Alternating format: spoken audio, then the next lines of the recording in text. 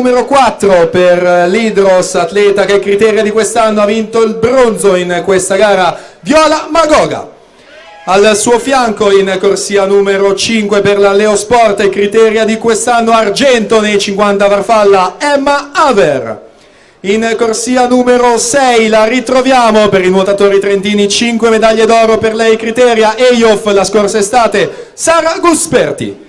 In 7 parte Leslie Bliagnaut, South Africa Team. In corsia numero 8 per l'Antares Nuoto, Coppa Comen 2014 per lei, Beatrice Sartori.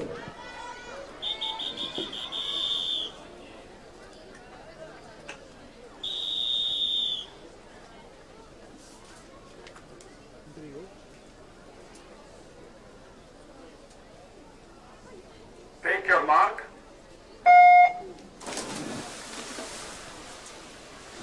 Dunque abbiamo una prima serie tutta da seguire con 6 atlete in vasca che in carriera hanno vinto almeno una medaglia ai campionati italiani giovanili. In corsia centrale Viola Magoga per l'Hydros, bronzo e criteria in questa gara, argento e criteria al suo fianco la Haver. In quinta corsia entrambe atlete classe 2001, ultime bracciate 28 e 52, Viola Magoga si aggiudica questa prova proprio davanti ad Emma Haver 29 e 02, poi per la terza posizione